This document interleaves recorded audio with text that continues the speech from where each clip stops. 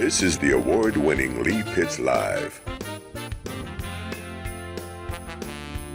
Brought to you by the North Law Firm. For accidents and negligent security cases, call Joe at 239-337-1191. By the Children's Network of Southwest Florida. Become a foster or adopted parent.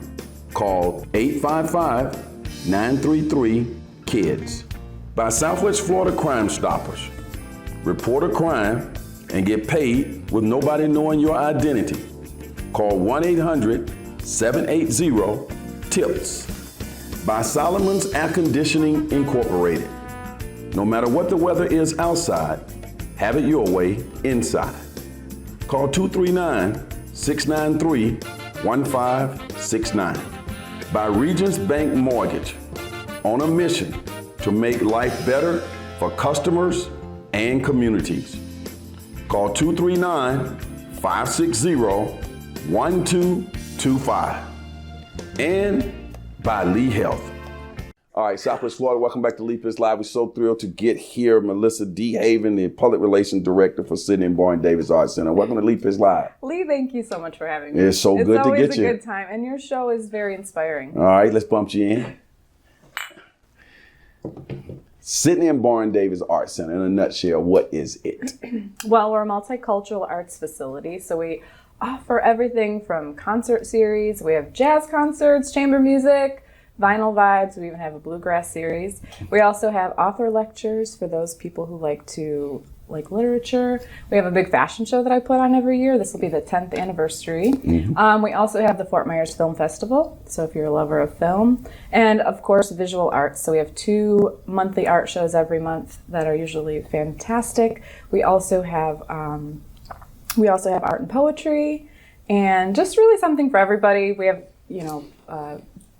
Festival of Trees, a lot of great things for the community. Well, it sounds like the Sidney and Berne Davis Arts Center is a big contributor to the arts and to the River District downtown Fort Myers. Mm-hmm. When people hear of Sidney and Berne Davis Arts Center, what's the one thing you want to come to their mind? Art, inspiration, something to do, be social, enjoy the company of others. I understand that you're going to have, you're working on a new part of the center, the rooftop. What's going on there? Yes, the rooftop. This season, it's about 80% complete. And we're hoping that in February it will be open, and we'll have a big grand opening in March. Mm-hmm. I have been hearing about this for at least 2 years. I'm supposed to bring my television show up to the rooftop. Yeah. I'm looking forward to that opportunity. Yes. Everyone's anticipating it. What is it going to provide in terms of the additional amenities of the facility? Well, we don't have the programming lined up yet, but we're thinking maybe like a brunch series up there with some music, entertainment, just another place to bring the arts and for people to enjoy. It's a beautiful view up there. Mm-hmm.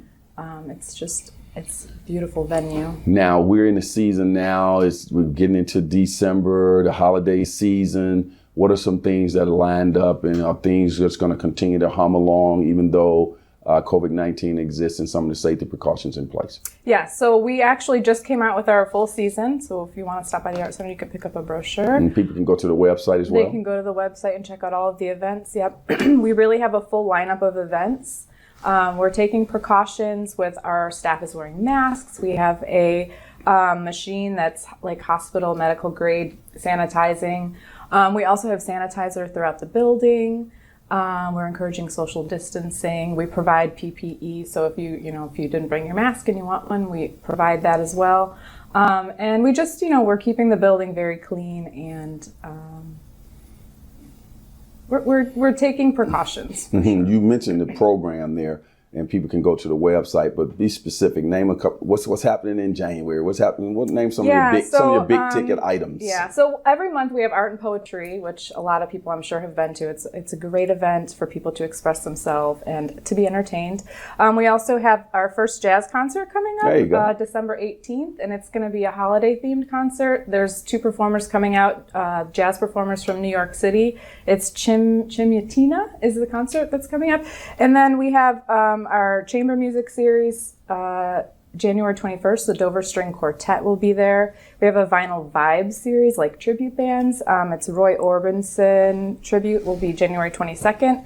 Then we have Glenn Kreitzer, January 29th.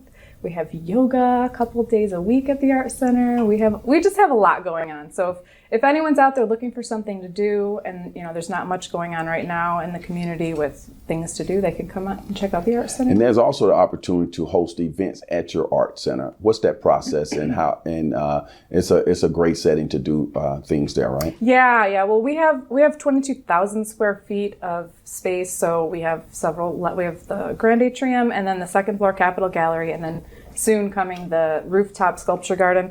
They would just have to call the Art Center and reach out to Stacy or Melody, and they would be happy to help them and give them all the information they would need. Now, the Sidney and Berne Davis Art Center, it was formerly a post office. Can you give me a little history on that beautiful place? So 1933, it was a post office. And then in the 70s, it became a federal courthouse. And then now it's in its third life as an art center. Mm-hmm. Who are some of the key operating people over there?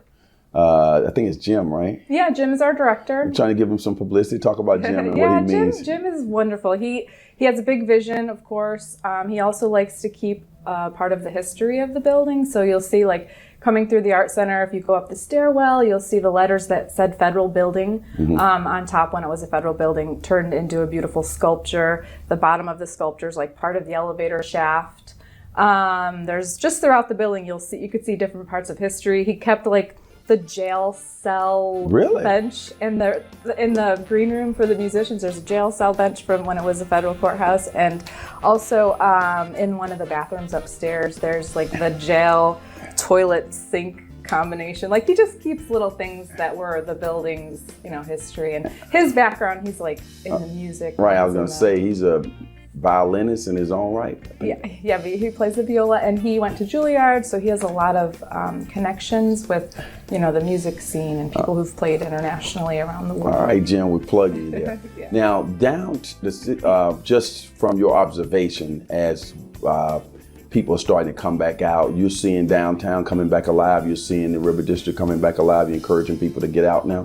Yeah, we're really encouraging people to come out and have something to do. Our space is so grand, so there's plenty of space for social distancing. It seems a little bit slower downtown than normal, but we have seen, we've had a few events already, and people are coming out and they do want something to do.